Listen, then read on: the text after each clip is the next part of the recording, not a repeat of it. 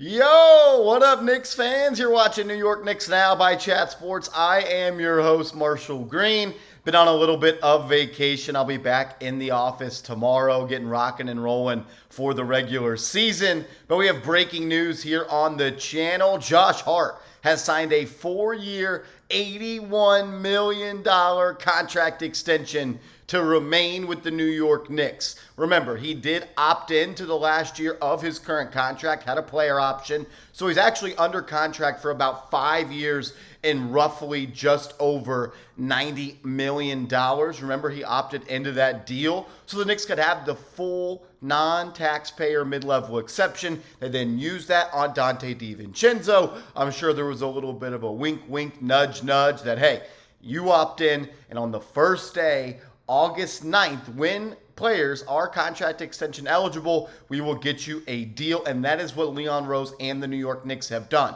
Josh Hart is back with the Knicks for the next 5 years at around $91 million, and if you do the math real quick, 91 divided by 5, he's going to be paid about $18 million per year.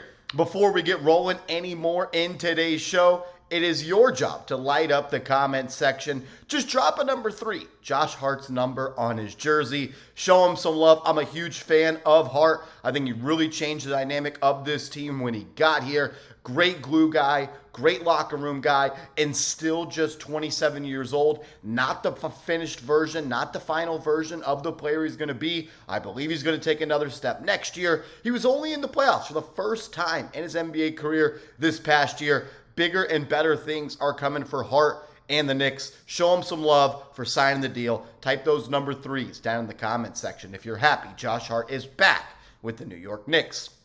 I'm extremely thrilled. We knew this was coming. Josh Hart is someone that the Knicks had to bring back. He was someone that once he got traded to the Knicks were one of the best teams in the NBA on the offensive and defensive side of the basketball. And we saw him really play the best he's played in a regular season stretch. Was it a limited sample size?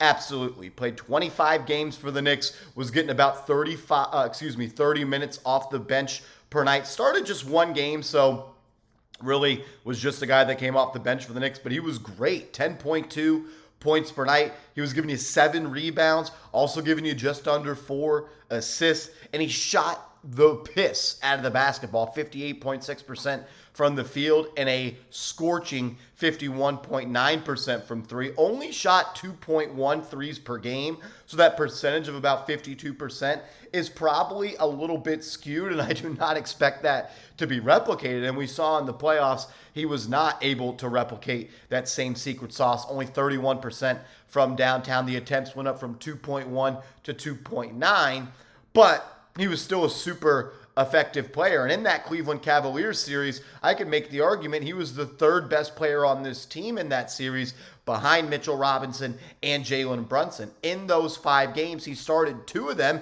and he gave you 11.6 points per night, 7.8 rebounds, 1.4 assists. I would have liked more playmaking out of him in that series, but he was also a menace on the defensive end. 1.2 steals per game. Did a really good job on Donovan Mitchell. He really just accepted that responsibility and did what he had to do to slow him down, because we knew if the Knicks were going to beat the Cavs, they were going to have to stop Donovan Mitchell. And the Knicks had that ability with Josh Hart coming off the bench, and he did a really good job against him.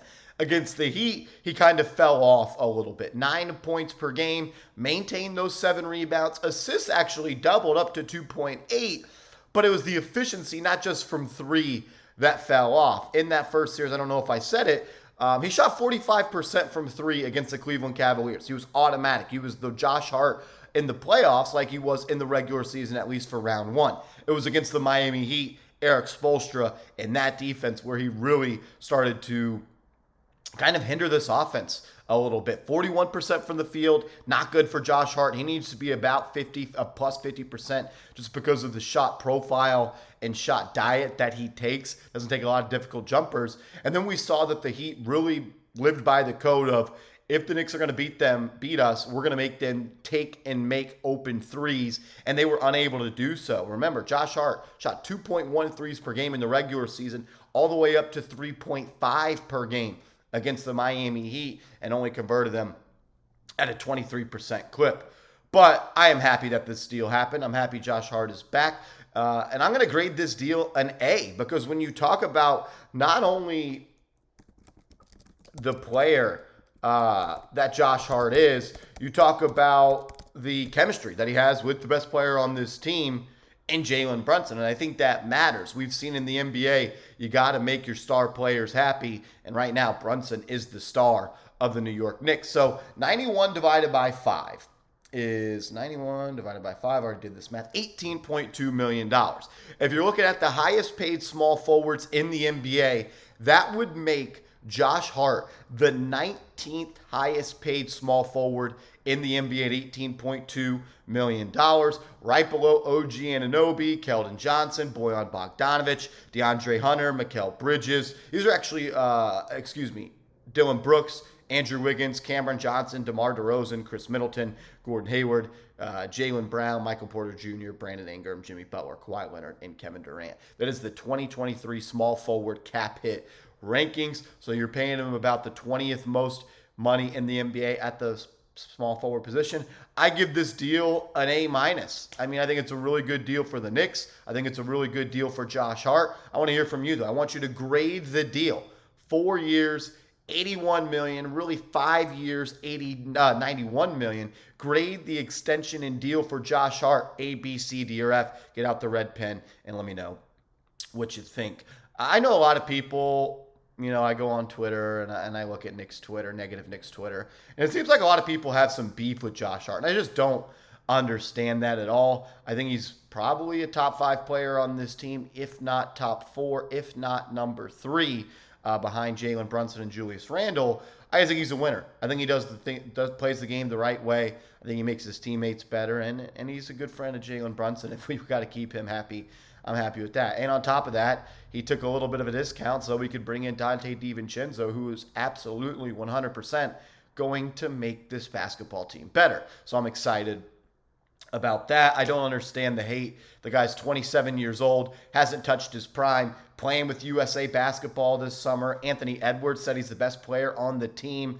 I mean, look, we need more good players. And Josh Hart, he's a good player, and he's going to be a Knick for the next 5 years. I'm excited about it. Josh Hart back with the Knicks. Probably should have wore the jersey for this video, but I'm just getting back from vacation, starting to unpack. I appreciate everybody that's tuned in and shown love to this channel while we've been gone.